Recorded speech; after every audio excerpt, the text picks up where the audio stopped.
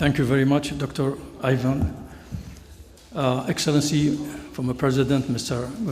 Ivanov, Excellencies, ladies and gentlemen. It is a great honor for me to participate in this meeting in this beautiful city of Skopje. This is my second visit to this great country. The first visit was several years ago when His Excellency President Ivanov invited me to the meeting, the annual meeting in Ohrid, and I was fascinated and fell in love with that beautiful part of your great country. And this second visit comes in this framework of this forum of cultural diplomacy. And I'm really impressed by what I've seen, what I've lived during these few days. And this is not strange because this country has a deep history of glory, of culture, of civilization, and it is now living a reality of development and radiation. Although it is a small state, but sometimes small is beautiful, sometimes small is stronger than the big and ugly entities. My speech will be on the cultural diplomacy as a tool in bridging gaps and differences between peoples, cultures, and societies. As we all know, art has long served as a powerful instrument in diplomacy, fostering cross-cultural understanding and promoting international dialogue. Cultural diplomacy leverages artistic expression to bridge divides, enhance mutual respect, and support sustainable development. By showcasing diverse cultural narratives, art facilitates conversations that transcend language and political barriers. Organizations such as IMA for Peace utilize music to promote diplomacy. Collaborating with international partners like UNESCO and UNHCR, IMA for Peace organizes concerts and educational projects that bring together diverse communities, highlighting music's role in fostering peace and understanding. The creative economy significantly contributes to global economic development.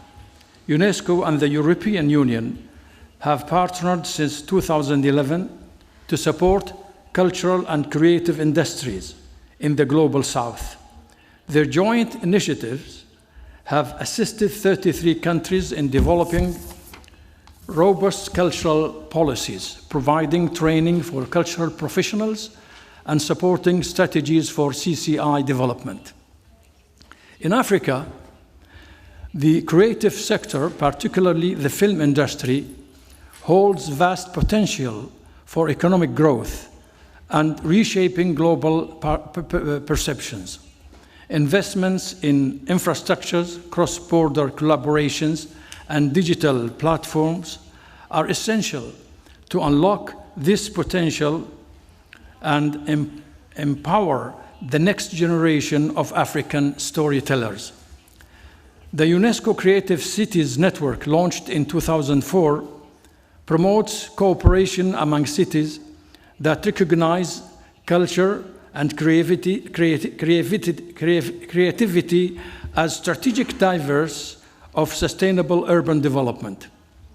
With nearly 300 member cities worldwide, the network fosters international collaboration and cultural exchange.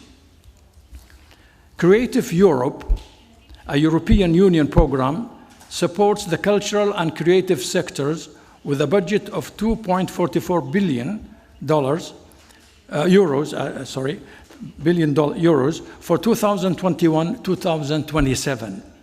It aims to safeguard Europe's cultural heritage while fostering growth in creative industries, encouraging cross-border projects, and enhancing global competitiveness.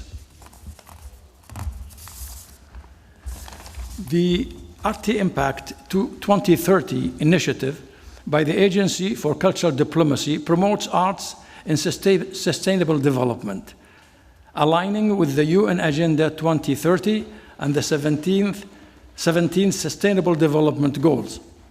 It encourages the integration of art practices into sustainability efforts, addressing issues like climate change and social inequalities. In 2001, when I was Director General of ISESCO, I proposed to ISESCO third conference of culture ministers, which was held in Doha, the state of Qatar, the program of cultural capitals, which included art, folklore, and music, among other cultural manifestations, as tools for dialogue and understanding between the various people of the member states. This program flourished during the last 25 years and is going on till today. Integrating art into diplomatic efforts and supporting creative industries are essential strategies for building resilient, inclusive societies and promoting global cooperation. By leveraging the universal language of art, nations can foster mutual understanding, drive sustainable development, and strengthen international relations. Now, in such a world where we see many atrocities and wars erupting in mostly all these continents, you find it in Asia, you find it in Africa, you find it maybe in some other parts of the world. The only solution to face hatred and animosity that create the environment for wars and for conflicts is dialogue. The constructive dialogue that uses all the tools available to us. And in the forefront of those tools is art. Art is the creation of the minds that love peace and work for peace. And when we speak in such a beautiful hall like this one, and see the paintings on the walls, and see the engraved wood here, and the feeling of greatness, the feeling of serenity, the feeling of peace comes to our hearts and to our minds. But when we go to constructed ugliness in certain buildings, then the first thing that comes to our minds is horror and fear. So let's all work together to make art, with all its manifestations, a tool for bringing people together, solidifying the relationship between them in the spirit of fraternity, of a human brotherhood and sisterhood, and that is the only way to solve those malignant illnesses that the world is suffering from. Thank you very much for your listening.